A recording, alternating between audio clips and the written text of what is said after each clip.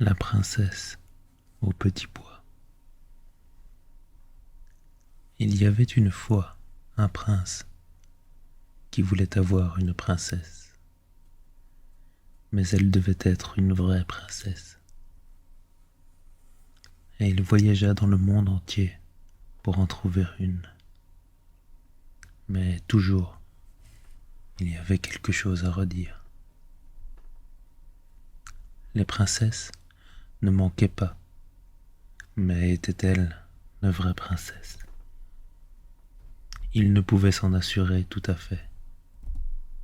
Toujours, il y avait quelque chose qui n'était pas comme il fallait. Et il rentra chez lui, tout chagrin, car il aurait voulu avoir une véritable princesse. Un soir, on eut un temps affreux, éclairs et tonnerres, pluie à torrents. C'était effrayant. On frappa à la porte de la ville, et le vieux roi alla ouvrir. C'était une vraie princesse qui était dehors. Mais Dieu, de quoi avait-elle l'air? Avec cette pluie et ce vilain temps, l'eau lui coulait dans les cheveux et sur ses vêtements.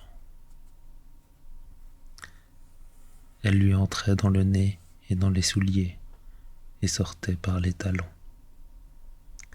Et elle dit qu'elle était une véritable princesse.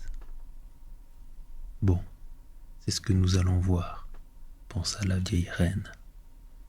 Mais elle ne dit rien, alla dans la chambre à coucher, enleva toute la literie et déposa un petit pois au fond du lit. Puis, Elle prit 20 matelas, les étendit par-dessus le poids, et mit encore 20 couettes de plumes d'eider par-dessus le matelas. C'est là que la princesse devait coucher la nuit.